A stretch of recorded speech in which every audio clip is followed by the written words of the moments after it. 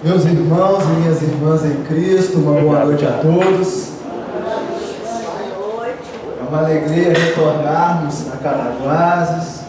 Eu estou achando que vai ser o contrário, vocês não vão dar conta de me ver, porque todo mês eu estou aqui. Nossa, aquele cara de novo, não, cansei, cara, não aguento mais, não é? É o contrário, vocês é que não me toleram, não sou eu, tá? Eu que fico grato com a recepção calorosa, com a amizade, com a fraternidade legítima, porque é isso que Jesus nos ensinou, que amássemos como Ele nos amou. E Jesus tratava o próximo com o melhor que possuía, com carinho, com deferência. Ele conversava com os ladrões, conversava com os trabalhadores braçais, com os pescadores, com os agricultores e com os doutores da lei de igual maneira.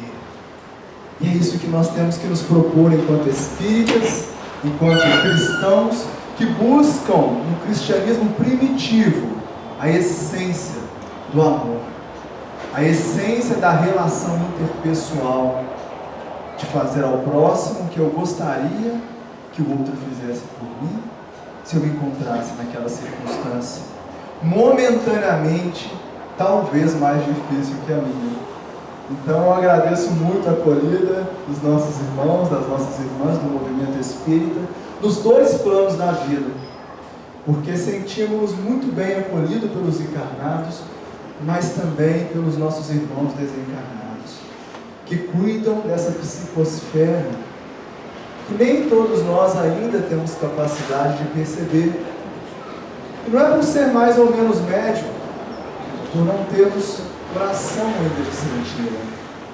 Irmãos que já chegaram há muito tempo, que prepararam essa psicosfera, ionizando ela, e um trabalho centenário que é feito, que tudo isso vai construindo um ambiente psíquico favorável, que quando nós adentramos é sensivelmente percebido. Se nós tivéssemos olhos de ver o que acontece aqui dentro, trataríamos o templo espírita com uma deferência muito diferente. Se nós pudéssemos perceber a que altas esferas espirituais qualquer tempo de trabalho no bem na terra está vinculada, tomaríamos mais cuidado com aquilo que sentimos, pensamos, fazemos ou falamos. Porque sempre os espíritas, ensina André Luiz, são postos de trabalho na terra, vinculados a postos de auxílio ou a colônias espirituais. Somos colaboradores diretos ou indiretos de espíritos de alta envergadura. E precisamos ter esse conhecimento para que possamos nos portar como tais, para que possamos perceber a presença destes irmãos, para que possamos perceber a luz que existe aqui, ao invés de sentir tão somente as sombras, para percebermos a influência positiva dos nossos anjos guardiões, dos nossos mentores espirituais, dos espíritos familiares de cada um de vocês que se encontram aqui, ao invés de tão somente nos preocuparmos com os obsessores, com os que nos perseguem, porque eles existem e aqui se encontram muitos deles, mas para receberem educação, instrução e a terapêutica adequada, a terapêutica do médico das almas, foi Jesus. Sim, há muita luz aqui. Eu não estou falando desta que os fótons sensibilizam nossos globos oculares. Falamos de uma luz espiritual.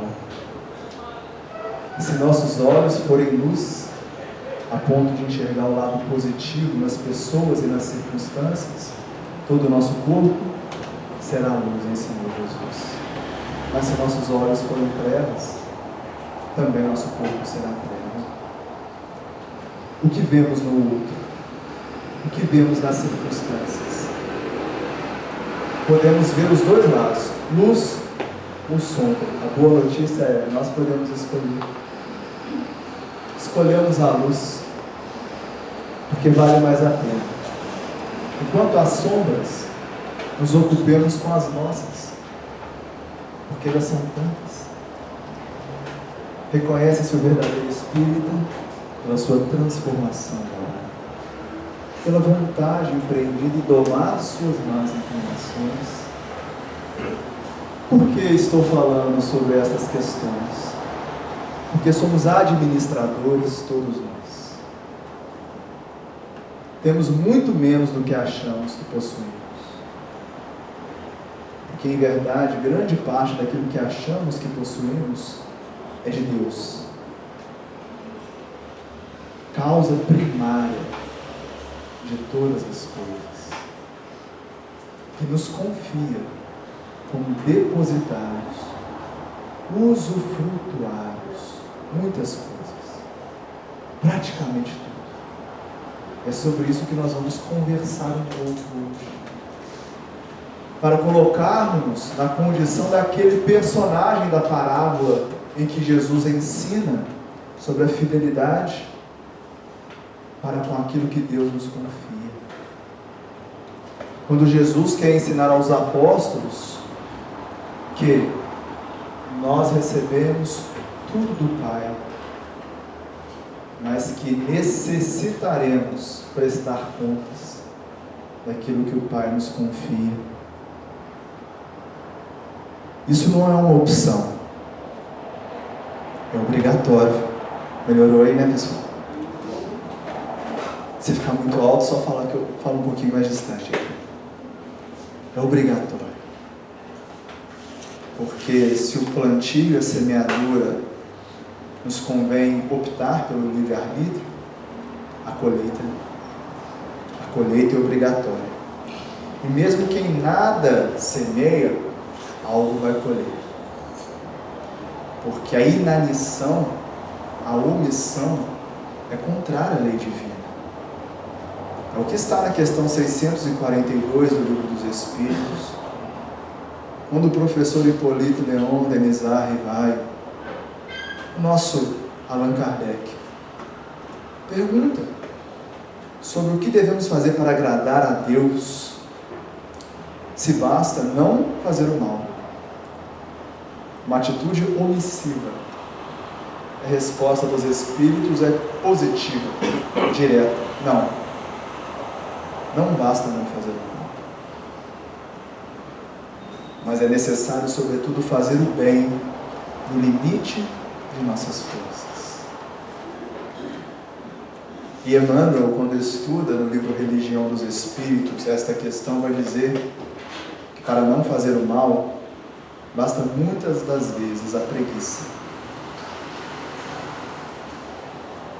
Então precisamos refletir sobre isso.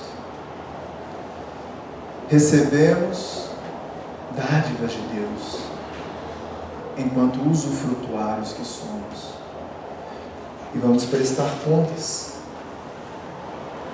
É isso que Jesus ensina, e hoje nós vamos brevemente conversar um pouco sobre esta parábola que se encontra em Lucas 16, do versículo 1 ao versículo 13. Inicia o evangelista. Dizia também aos discípulos, se referindo a Jesus: havia certo homem rico que tinha um administrador, e este foi acusado perante ele de estar dissipando os seus bens. Chamando-o, disse-lhe: que é isso que ouço a teu respeito?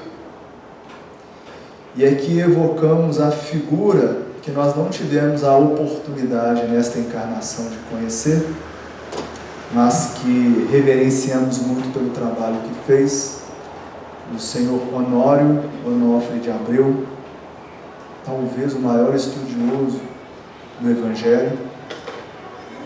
Provavelmente a maioria aqui conhece um de seus discípulos que mais se destacou, o Haroldo Dutra, que foi um aluno do senhor Honório no Centro Espírita Emmanuel, em Belo Horizonte, e ele inicia do trabalho, do estudo minucioso do Evangelho, certamente inspirado no grupo Emmanuel, junto a outros colaboradores.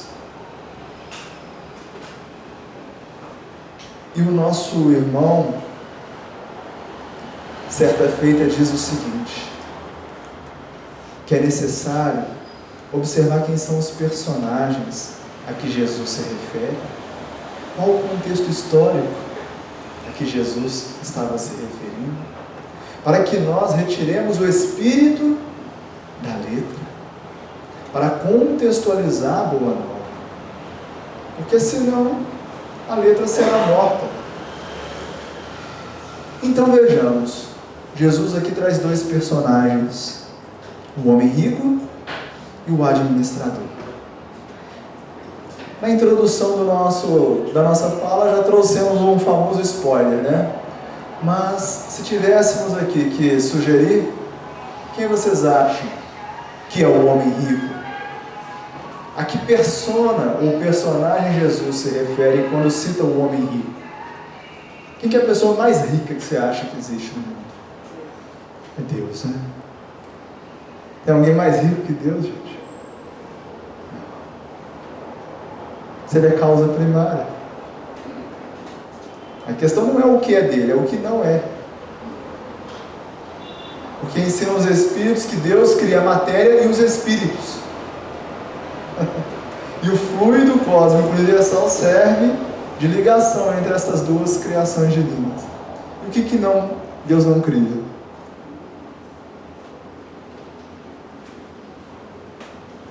Só outros deuses, né? Porque Deus é um só. Portanto, o homem rico da parábola é Deus. E Deus tem um administrador, ao qual ele confia seus pertences para administrar. Quem seria o administrador? Somos nós, administradores de Deus. Já pararam para pensar nessa responsa, gente? Porque é uma responsabilidade. Administrar aquilo que é de Deus. De Deus.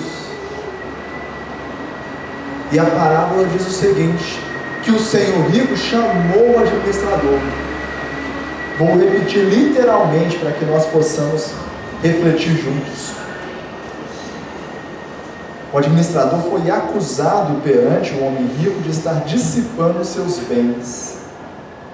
Quem acusou o administrador junto ao homem rico? A consciência. Porque Deus precisa de alguém para caguetar? Não. Porque se ele é inteligência suprema, ele sabe de tudo.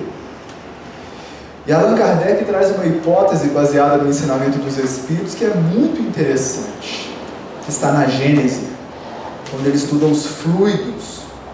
Ele diz que o fluido cósmico universal é como se fosse o sistema nervoso de Deus, através do qual qualquer sentimento, qualquer pensamento que é emitido, Deus capta. E logo torna-se cognoscível tudo aquilo que nós desejamos, sentimos e pensamos. Não precisamos nem fazer. Então, quem denunciou o próprio administrador? A consciência do administrador. Essa é a primeira grande lição que Jesus está trazendo. Porque às vezes nós nos preocupamos, nos ocupamos e na verdade perdemos tempo tentando enganar as pessoas, o outro. Esquecemos que de Deus nada fica oculto. E queremos assumir uma máscara social, uma persona, um personagem. E então, quando eu estou em casa, eu sou um personagem. Quando eu estou no trabalho, eu sou outro personagem. Quando eu estou na casa espírita, eu assumo outro personagem. Mas para Deus nada fica oculto. Porque enganar os homens é muito fácil. Não tem nem graça. Mas não quer dizer que seja bom. Porque o homem rico vai receber a denúncia vindo de nossas consciências. Aí já fica uma grande lição. Talvez se fôssemos para casa hoje, agora, com essa lição, muita coisa mudaria em nossas vidas. Porque quando eu for pensar em ter uma atitude hipócrita, vou pensar, não adianta, porque Deus já sabe. Então, quando eu tiver sentimentos e pensamentos em desarmonia para com a lei divina, eu já peço perdão na hora ao Senhor, perdão pelo meu pensamento. Me dê forças para modificá-lo.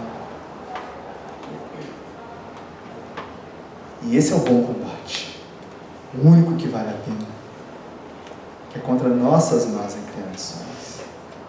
Porque quando Paulo se refere ao bom combate, ele não está falando da disputa com os doutores da lei, gente, mas contra o doutor da lei que havia nele ainda. Terminei a carreira, guardei a fé, lutei o bom combate. É disso que ele está falando. E é isso que Jesus está aqui trazendo como a primeira lição. Deus nos confia seus bens, aquilo que pertence a Ele.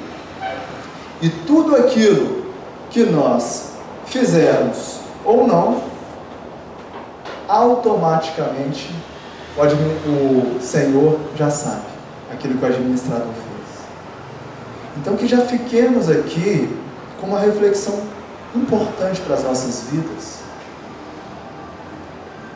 O que eu penso, o que eu sinto em determinadas circunstâncias. Eu teria coragem de falar ou fazer isso que eu penso, que eu sinto em público? Por que não? Se eu não tenho coragem, é porque algo há em mim que me diz que não é adequado. E se eu não faço em público, por que eu vou fazer perante Deus? Porque quando eu penso, eu faço perante Deus. O que ensina André Luiz no livro Mecanismos da Mediunidade, no capítulo 4, que o pensamento é a base de tudo no mundo material e espiritual. Que o que nós pensamos e sustentamos é plasmado na forma de ideoplastia. Então, necessariamente, aquilo que eu fico pensando por muito tempo cria uma tela mental. É como se eu pensasse em algo e aparecesse aqui atrás. E eu tenho que aproveitar a bênção do corpo físico e de estar encarnado, porque enquanto estou encarnado, isso não é visível para os encarnados, mas para os desencarnados superiores, sim. Mas quando eu desencarnar, e um dia eu vou ter que prestar conta da minha administração, e é disso que Jesus está falando, o que eu fizer torna-se público. E é por isso que muitos vão para regiões escuras, sombrias, cavernosas. Não é Deus que nos envia para lá, mas somos nós quem fugimos de nós mesmos. Então vamos aproveitar já esse depósito que Deus confiou a nós agora, porque senão o Senhor rico vai nos convidar para uma conversa, vai dizer, olha, estou sabendo algumas coisas aí, você está dissipando meus bens, é o que Jesus diz. Nós estamos dissipando os dons, os bens de Deus. Então vamos refletir sobre isso, porque esta parábola trata-se basicamente sobre o que temos feito com aquilo que é de Deus e que está emprestado para nós. Daqui a pouco vamos entender o motivo disso. Presta contas da tua administração, continua Jesus, pois não podes mais administrar. Então, o Senhor rico chama o administrador e diz, olha, estou sabendo que você está dissipando meus bens. Presta conta agora, que você não pode mais administrar. Porque é meu. Eu dou e eu tiro. Quando? Quando Ele quiser. Será que a gente não tem noção disso? Será que nós somos tão infantis ainda espiritualmente ao ponto de nos julgarmos donos? e senhores do tempo? Presta conta. O que ele está dizendo? Olha, sua hora de ser retirado meus bens chegou. E que tipo de bens o Pai nos confia para administrarmos? Quem me ajuda? A vida é o primeiro e mais precioso. Não vi quem falou, mas sem dúvida alguma. Vamos lá, então vamos por partes. Vamos começar pela vida. Esse é um ponto muito importante.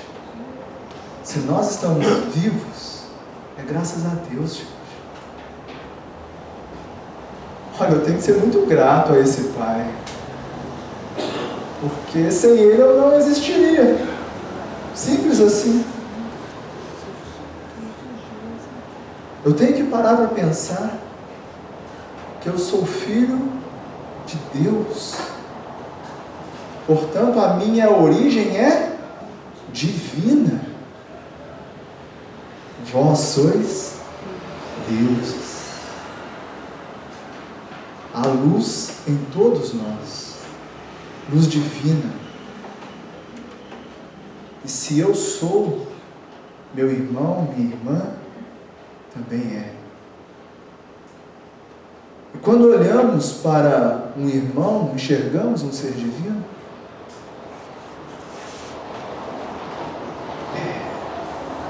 Porque Emmanuel ensina no livro Pensamento e Vida, no capítulo chamado Amor, que o amor verdadeiro é o reflexo de Deus em todas as criaturas. Exato, a irmã colocou que é difícil ver isso no presidiário, por exemplo. Sim.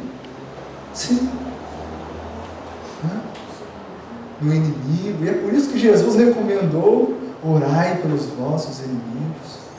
Como Jesus lidou com os ladrões? Como Jesus lidou com seus inimigos?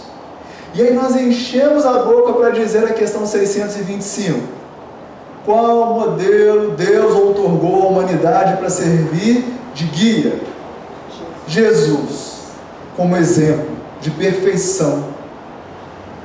Mas se Ele é o nosso guia, se Ele é o nosso modelo, embora a dificuldade de fazermos o que Ele fez, devemos nos esforçar. E mesmo que nós não consigamos no primeiro momento, que nós possamos refletir sobre isso. Por que eu tenho dificuldade de enxergar naquele irmão, naquele homicida, um ser divino? Jesus enxergaria nele o quê? O que Jesus enxergou no homicida em Damasco? Um perseguidor de cristãos? Um homicida? Porque Saulo até então era um homicida, mandava matar cristãos. E Jesus enxergou o que ele? Um ser divino. Tu és o vaso escolhido. Nós tivemos uma oportunidade de visitar a PAC, que é uma associação em que alguns condenados ficam, porque são primários e eles têm a oportunidade de sair durante o dia para trabalhar e voltam à noite. E lá não tem um policial, não tem ninguém armado. Lá, a filosofia é tratar o indivíduo como um ser humano, digno de respeito, para que ele se sinta respeitável e se dê o respeito. E é maravilhoso enxergar o que acontece lá. Eles trabalham com a filosofia do trabalho. Porque se eles cometerem algum equívoco, vão retornar para o presídio. Lá eles podem conviver com a família. Lá eles cozinham para eles mesmos, vivem num ambiente digno. Isso é ser cristão. Agora dizer assim, tranca, joga uma bomba, explode, é ser cristão? Porque se a vida vem de Deus, quem somos nós? Para nos arrogarmos na condição de tirar a vida que seja a vida orgânica. Bom, falamos da vida, depois alguém falou que a riqueza é material. Claro, os bens materiais. Gente, a matéria, o dinheiro, também é divino. Emmanuel tem um livro intitulado Dinheiro, você sabia? Conheço poucos espíritos que conhecem esse livro. Será que nós temos um atavismo religioso que só de falar de dinheiro a gente acha que é algo impuro? A nível inconsciente eu estou dizendo. Gente, o problema é a condição material? Óbvio que não. Porque dinheiro não é bom nem ruim. Depende do que fazemos com ele. Agora, que é uma das provas mais difíceis, segundo os espíritos, a prova mais difícil. A do sexo e a do dinheiro. Da riqueza, melhor dizendo. Sim. Dizem os espíritos, porque abre as portas para as nossas vicissitudes. E é por isso que é uma bênção as limitações que muitos de nós recebemos ainda. Que os espíritos deram o nome de expiação, que são travos. Pois é. E o que temos feito daquilo que o Pai nos confiou? Materialmente falando. Porque nós podemos dizer, mas eu estudei, eu trabalhei, eu conquistei de forma justa, honrosa e honesta. Ok, mas pode ter certeza. Tem muita gente que também estudou, trabalhou de forma justa e honesta, tenta, mas não consegue. Porque para acima da nossa vontade está a vontade do Criador. Quantas pessoas eu conheço, PhDs, muito boas de serviço, desempregadas. Hoje a nossa sociedade vive isso. Então, sim, você tem mérito pelo que conquistou, mas maior que o seu é a vontade de Deus. Porque quantos milionários perderam seus bens da noite para o dia? Quem te garante? Porque Deus dá, Deus tira. Dá não no sentido de, olha, toma, não. Se você fizer por onde. Porque tudo na lei divina é mérito. Meritocracia. Alguém me chamou? Ou foi desencarnado? Foi desencarnado. Ouvi meu nome. Tudo bem. A gente vai vindo tanto aqui que a gente vai criando afinidade até com os espíritos, né? Que aqui se encontram. Tá. Então, olha só. Na questão, no capítulo 75 do livro Fonte Viva, o Emmanuel ele vai falar um negócio interessante. Que nós administramos muito mais que os bens materiais. Nós administramos, por exemplo, o corpo físico. Você acha que esse corpo é seu?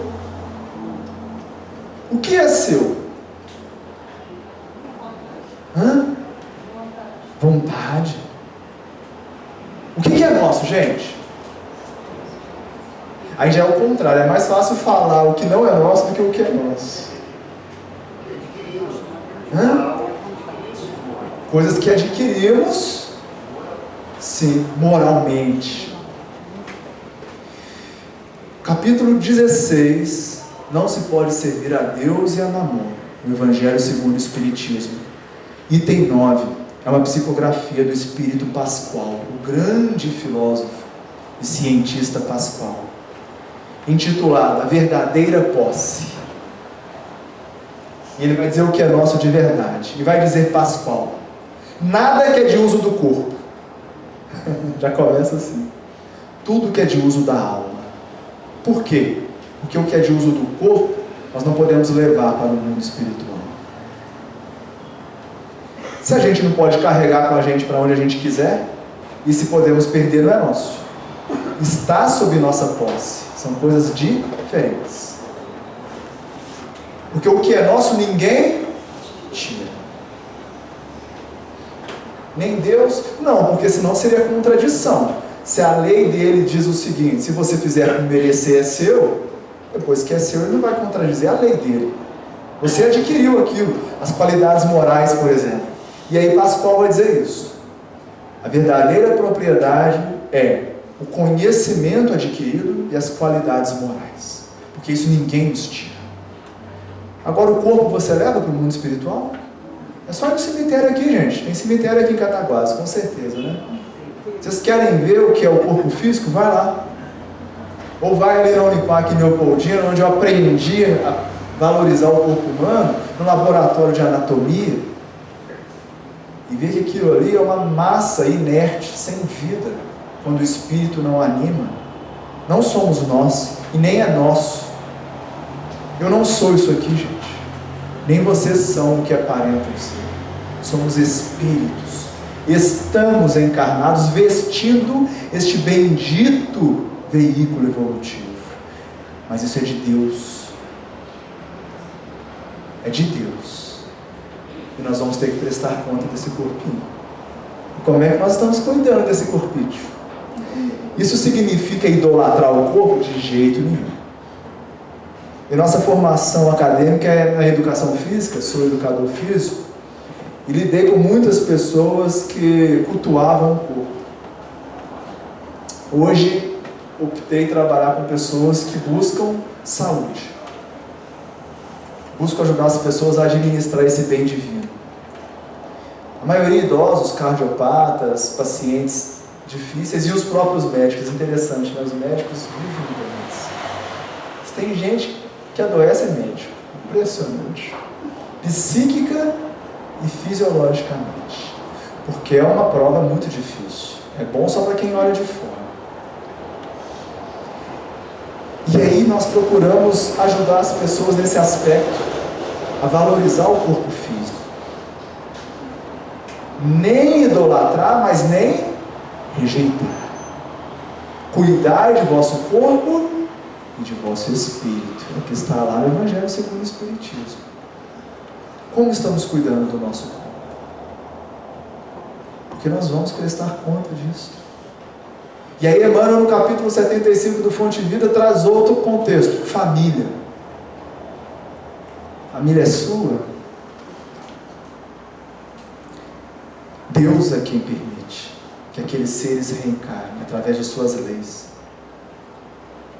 E nós vamos ter que prestar contas.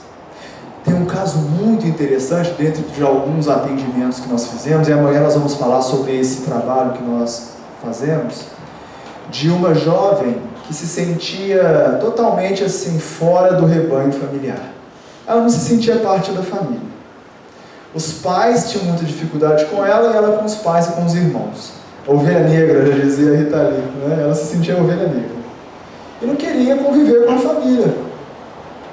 E ela não entendia isso fazia muito mal a ela, porque ela entendia o seguinte: eu tenho que amar minha mãe. Eu tenho que amar meu pai. Quando eu não amo minha mãe, não amo meu pai, nem eles a mim, tem muita coisa errada acontecendo. Não são más pessoas, mas eu não consigo amá-los como eu vejo alguns filhos amando seus pais, e nem eles me amam como, por exemplo, eu vejo com os meus irmãos. O que está acontecendo? E aí nós vamos fazer uma auscultação mediúnica. E aí então, os médiuns, que obviamente nunca sabem do que está acontecendo, trazem algumas informações interessantes. E um espírito se manifesta falando um pouco sobre a situação da jovem, que em outra encarnação recebeu do bom e do melhor dos pais, e que nunca valorizou a família que teve, que usurpou tudo materialmente que os pais tinham, deixando os pais na pobreza, e foi viver a vida vamos dizer assim, na classe soberana da França, nos idos de 1700 e uns quebrados. E que ela recebera como prova, para valorizar a família, reencarnar num núcleo entre espíritos que ela nunca tinha tido nenhuma relação. Então não é que ninguém queria mal a ninguém, gente. Eles apenas estavam se conhecendo, para que ela valorizasse a importância da família. E foi interessante quando eles souberam disso, todos, que convidamos a família para conversar sobre. Porque eles começaram a se esforçar para conviver de uma maneira cristã. Porque a disciplina antecede a espontaneidade, gente. Não é o que o Emmanuel ensina? Então essa relação fraterna começou meio que assim: olha, nós precisamos aproveitar essa oportunidade, vou ter que prestar conta disso. E aí eles já estão aproveitando essa oportunidade, ela e os pais, de amar um desconhecido, espiritualmente falando. Porque na maioria dos casos reencarnamos entre seres com os quais já convivemos. É isso que os espíritos ensinam. Na maioria das vezes para refazer laços adoecidos, diga-se de passagem. Diz o irmão X que 80% das famílias na Terra estão em processo de resgate, de reparação. Portanto, se a sua família tem alguma dificuldade, seja bem-vindo à normalidade. São muitos os dramas familiares que acontecem no mundo espiritual. Eu já contei, eu acho aqui, eu vou repetir esse, porque dar conta dessa administração é muito complicado. Um pai desencarnado, quando manifesta numa reunião mediúnica, diz algo que eu nunca esqueci. Isso mudou muito a forma como eu vivo com os meus filhos hoje. Ele disse assim: Gustavo, meu jovem, né? Na verdade ele disse: meu jovem, eu sabia quantas cabeças de gado eu tinha, e eram milhares, mas eu nunca dei um abraço de verdade no meu filho. E agora eu não tenho um corpo físico para poder abraçar. E eu chego perto e ele nem percebe que eu não estou. É disso que Jesus está falando, gente. Que bênção é a família, o corpo físico. E a gente agradece pelo corpo que recebeu. Agradecemos pela família em que estamos reencarnados ou reclamamos? Porque é no mínimo ingratidão. Se Deus me emprestou, e se é de Deus, eu ainda vou reclamar. Vamos refletir sobre isso. Porque a ingratidão é contrária à lei divina. Não é verdade? Já a gratidão não. A gratidão está em harmonia, em consonância com a lei divina. Então demos aqui alguns poucos exemplos. Poderíamos nos estender mais, mas aí o seminário é amanhã, não é verdade? Aí vai acabar o tempo da palestra e a gente não vai conseguir chegar ao final da parábola, que é riquíssima, né? Nós não temos aqui a menor pretensão de esgotá-la, tá, gente? Só tecer brevíssimos comentários sobre alguns pontos que nos chamou a atenção. Então o administrador, quando recebe o ultimato, olha, você vai ter que prestar contas, ele diz: o que é que eu farei? Já que o meu Senhor está tirando de mim a administração. Não sou capaz de cavar, tenho vergonha de mendigar. Aí apertou, né? O Senhor tirou a administração. Vocês já pararam para pensar? Quando o Senhor convidar a todos nós para dizer: olha, acabou o período de empréstimo,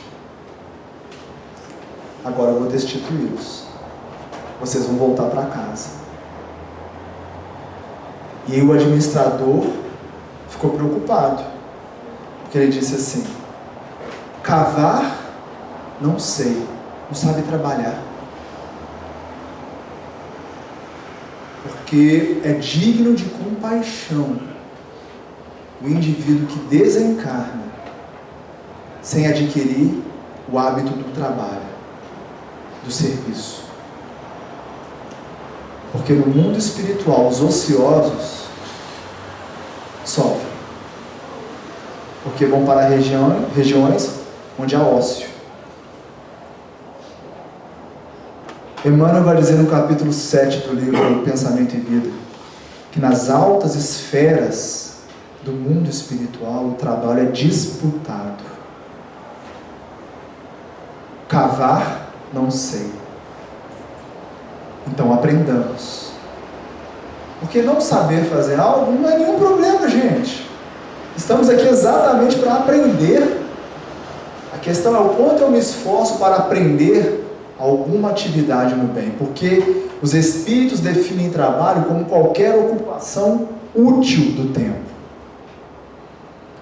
Quanto do nosso tempo nós temos ocupado com algo útil? Mendigar eu tenho vergonha. Aí entra o orgulho e a vaidade, que fez com que André Luiz permanecesse por 8 anos no umbral, até que ele mendigou a Deus: Pai, fez uma prece, por favor, me tira daqui. E no momento que ele faz uma prece sincera e pede a Deus ajuda, chegam os espíritos da colônia Nosso Lar, a pedido de sua mãe, que nestes 8 anos estava ao lado dele, esperando só que ele mendigasse. Mendigar não é algo ruim não, gente. Tem sentido de humildade. É pedir a alguém que pode fazer algo que eu não posso para me ajudar. Porque a gente acha que mendigo é só o que pede dinheiro na rua. Quantos bens espirituais nós não temos? Nós precisamos pedir ajuda. Sim, intervenção de mais alto. Porque se eu retornar para casa, quando o Senhor me destituir da minha administração, e eu não souber trabalhar, ou tiver vergonha de pedir, a minha situação não vai ser das melhores. É isso que Jesus está alertando aos apóstolos. Mas aí o administrador tem uma ideia maravilhosa. Olha a ideia que ele tem para solucionar o problema. Eu sei o que eu farei, para que quando eu for removido da administração, as pessoas me recebam em suas casas. Então ele já pensava assim, bom, eu não vou ter algo meu, nem do Senhor, então eu vou pedir asilo às pessoas, para que elas me recebam em suas casas. E olha qual era a ideia. Convocou cada um dos devedores do Senhor. Disse ao primeiro, quanto deves ao meu Senhor? E quem devia disse, 100 batos de óleo. Disse-lhe o administrador, toma a tua conta, e sentando escreve depressa, 50. Então era 100, o administrador deu um desconto de 50%. Nem Black Friday, não é verdade? O administrador diminuiu em 50% a dívida, só que a dívida não era para com o administrador, não é verdade? Era para com quem? Com Deus. Vamos refletir sobre isso. Chamou o segundo e disse, e você, quanto deves? E ele disse, 100 couros de trigo. E o administrador respondeu, toma a tua conta, escreve 80, 20%. Então ele deu 50% de desconto para um, 20% de desconto na dívida para outro. Por quê? Porque na hora que ele perdesse a administração, ele ia saber que porta ele ia bater. Ó, lembra? Você estava devendo? Quem foi que te ajudou? Vamos fazer um exercício aqui. Imagine que você tem muitas casas de aluguel. Você tem uma pessoa que é o seu administrador que cobra os aluguéis. Você fica sabendo que essa pessoa tira ali 10% dos aluguéis e fica para ela. Chama essa pessoa e fala, ó, você não vai poder mais trabalhar comigo. Então você vai prestar as contas agora. Essa pessoa pensa no seguinte, bom, agora eu estou enrolado, não vou conseguir emprego, o que eu vou fazer? Vou agradar aqueles que estão devendo o meu senhor, no caso você. Eu vou lá e vou diminuir o aluguel. Eles vão virar meus amigos, não é? Então eu chego lá, olha, quanto que é o aluguel? R$700, ó, 350. Quanto que é o aluguel? R$1.000, 800. Se fosse você o dono das casas, qual seria a sua reação? Hã? Podem falar, gente, sem medo de ser feliz. A gente não ia gostar, ia ficar indignado, né? Revoltado, bravo.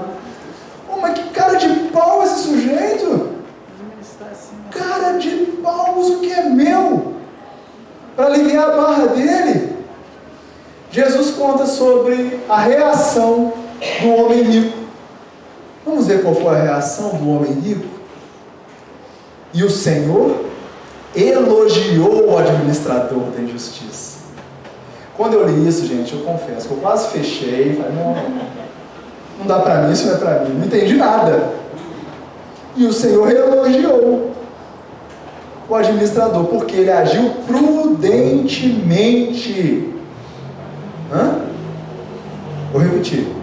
E o Senhor elogiou o administrador, é o que Jesus ensina, porque ele agiu prudentemente.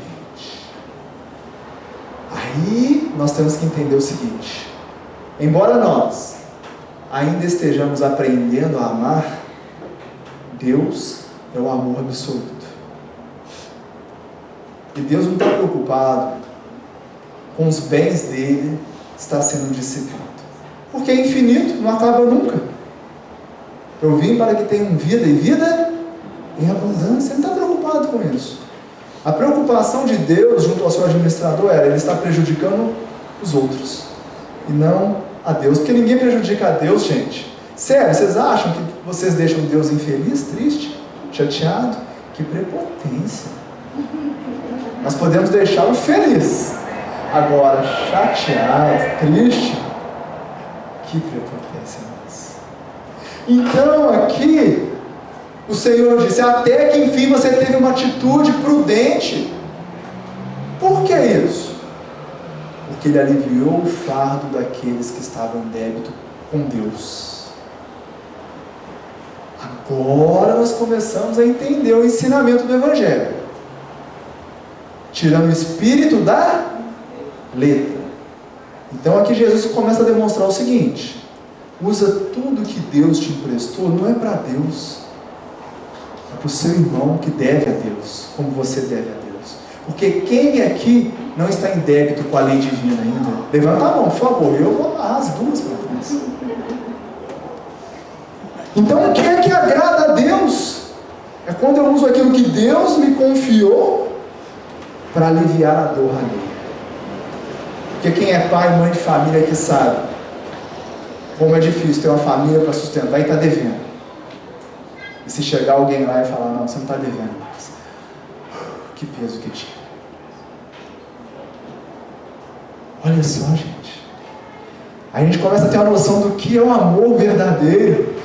E eu escolhi essa parábola especialmente porque ela me ensinou o máximo que eu tenho em condições do que é amar. Quando eu li isso e não entendi, eu juro para vocês, eu fiquei mais de uma semana pensando sobre isso. Nada contra, mas eu não procuro essas coisas no Google. O que quer dizer a parábola da administração? Eu procuro na intuição com os bons amigos espirituais. Então eu faço uma prece, entro em meditação, e não é sentar na posição, não, onde quer que eu esteja. Eu procuro um vínculo com a intuição. E os amigos espirituais nos trouxeram essa intuição. Gustavo, você está olhando esse Senhor como você é, só que Deus não é como você. É simples assim. Deus elogiou, porque o indivíduo utilizou daquilo que é de Deus para ajudar os filhos de Deus. E por que será que ele diminui para uns 50% e para outro 20%? Essa é boa também. Gente, estudar o Evangelho é gostoso demais. Mas quando a gente faz perguntas, cria problemas, ao invés só de ler e falar amém, e vai para casa, aí é chato. Porque, gente, olha a grossura do livro. Para tomar isso aqui como se fosse uma colher de areia quente, não dá. A gente tem que ter prazer em ler, em refletir, em tentar entender. E aí quando a gente termina, a gente volta. E a gente começa a entender de uma maneira muito diferente. Porque nós estamos diferentes, mas o Evangelho não. Vamos aprendendo cada vez com mais profundidade. Porque, enfim, ninguém pode resolver 100% das dívidas do outro, a não ser as nossas mesmas. Mas podemos aliviar. E para alguns podemos aliviar mais, e a outros aliviamos menos. E para alguns nós não podemos aliviar nada.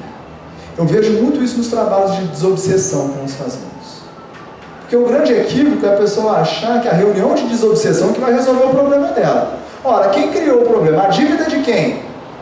Da pessoa. Então nós somos administradores e podemos usar aquilo que Deus permite para diminuir o débito.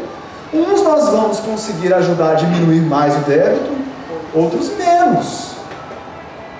Agora, tão somente Deus vai deixar para cada um devedor, nesse sentido, o mérito de pagar esse débito. E não é ceitil por ceitil não, gente.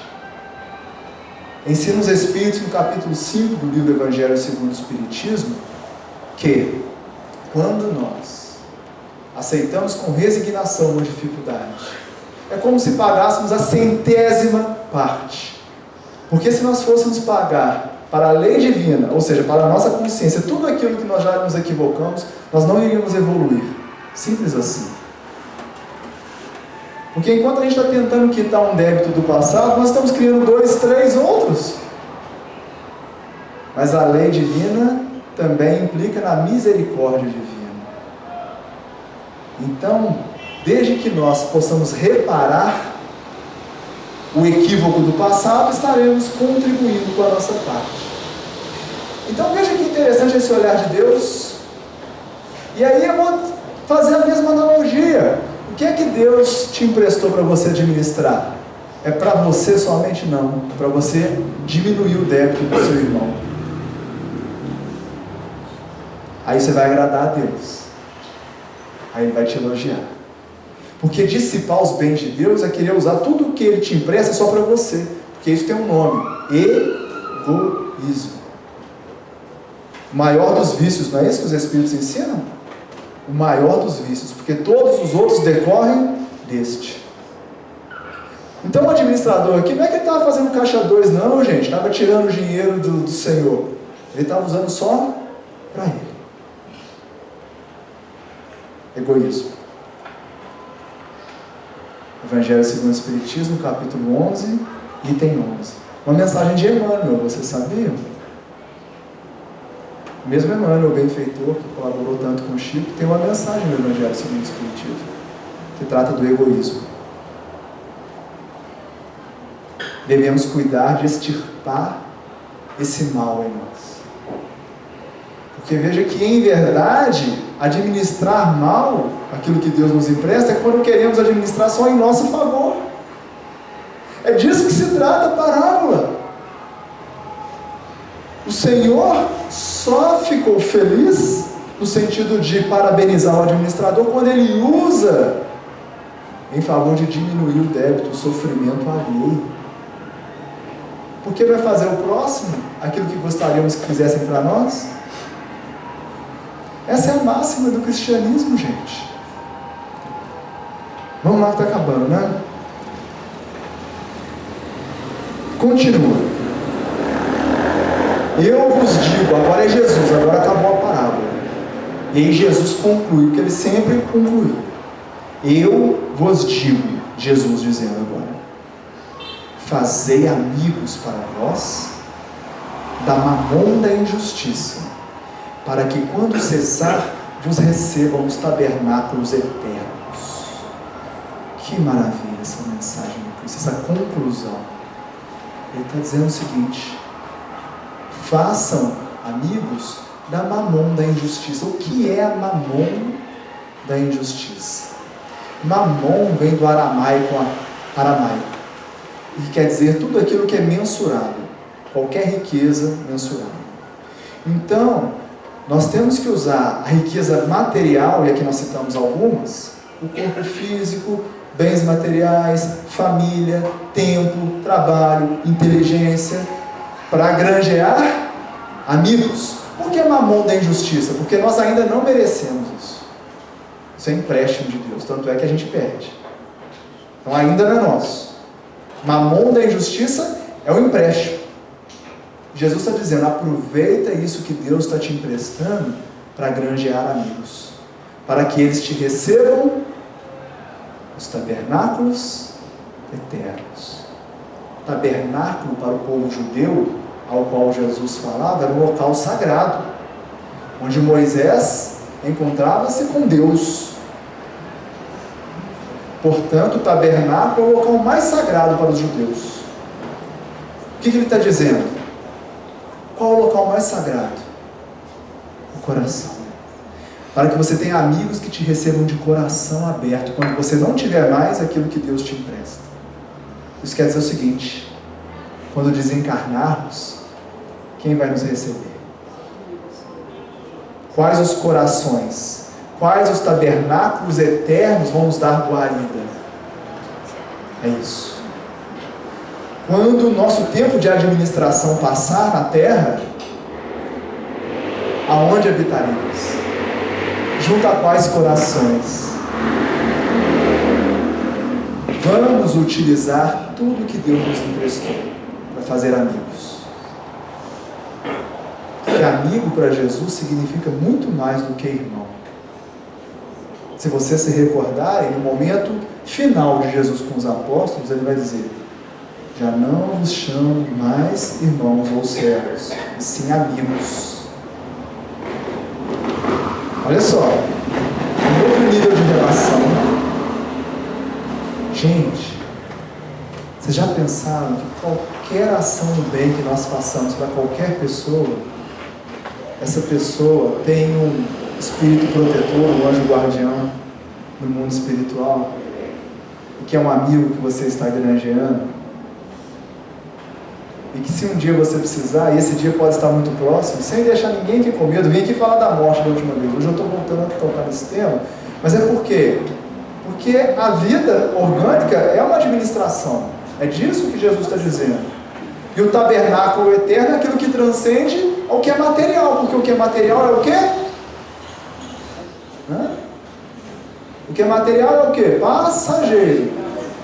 O tabernáculo eterno transcende. Oi? Transitório. O tabernáculo eterno não. Enquanto encarnados ou enquanto desencarnados, teremos uma ambiência fraterna para coabitar. Porque tabernáculo é onde Moisés coabitava com Deus. É isso, coabitar. Isso não significa morar na mesma casa, mas conviver daquela harmonia psíquica. E Jesus conclui: porque aquele que é injusto no pouco, também será injusto no muito. Não ache que Deus te confiou pouca coisa para administrar. Deus te confiou o quanto nós temos condições de administrar. Não fique achando que se você tivesse mais o que administrar, você faria mais. Porque o que Jesus está dizendo é: se você não usa o que é de Deus quando tem pouco, você não vai usar quando tiver muito. Isso é desculpa. Ah, se eu tivesse mais tempo. Ah, se eu tivesse mais saúde. Ah, se eu tivesse mais coragem de falar em público. Ah, se eu tivesse mais dinheiro. Essa é onde a gente mais usa. Quem disse que nós precisamos de dinheiro para fazer caridade? Se o homem mais caridoso que habitou a terra não tinha uma pedra para descansar a cabeça. Se aquele indivíduo que foi a personificação da caridade não precisou de uma moeda, nós vamos dizer que temos pouco para fazer caridade? Nós estamos nos enganando. Vamos usar, seja lá o que for, que Deus nos confiou, para diminuir as dívidas dos nossos irmãos, instruindo-os e amando-os. Porque com a instrução despertamos as consciências desses irmãos, para que eles possam quitar a parte que cabe a eles, e a mais ninguém é possível diminuir. E com o amor sustentamos eles nos momentos de dificuldade, em que eles julgam não terem condições de fazer sozinhos. Amai-vos e instruí-vos.